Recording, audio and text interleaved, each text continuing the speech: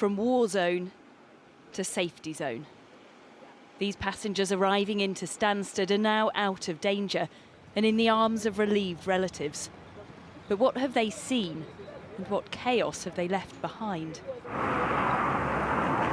A ceasefire is largely holding in Sudan, but it's fragile and time is ticking. Mohammed's in Bristol. He's talking to his friend Rifat in the capital, Khartoum.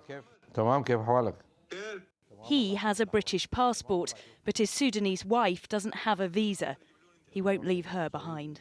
He said he's rather to die with her rather than leave his wife behind. And he said he's really running out of food and water. And he got two options, to leave his wife behind or to die with her there. And he said he just really wanted this message to get through to people.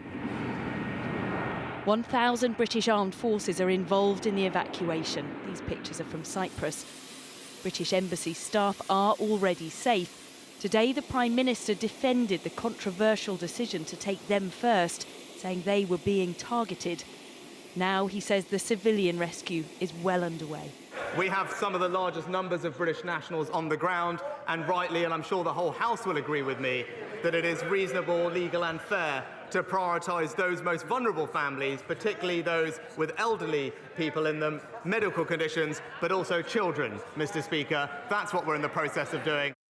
It's hard to get a clear picture, but we're told some British passport holders are struggling to get to the evacuation airfield with little fuel and still sporadic fighting despite the truce. This woman's relatives paint a terrifying picture. Lots of members of my family got shot a week ago. One of them got a bullet in his back, and some of them got bullets in their legs and arms. And there is no any medical treatment or any medical care. They were in the hospital, but they couldn't receive any care. Up to 70% of the hospitals have shut their doors because some of them, they were hit by the shellings. They were without water, without electricity, without supplies. And also the staff, like there's also the scarcity of staff. I'm very happy to come back. It was a nightmare. The operation to save British nationals is moving fast, but the window for action is short.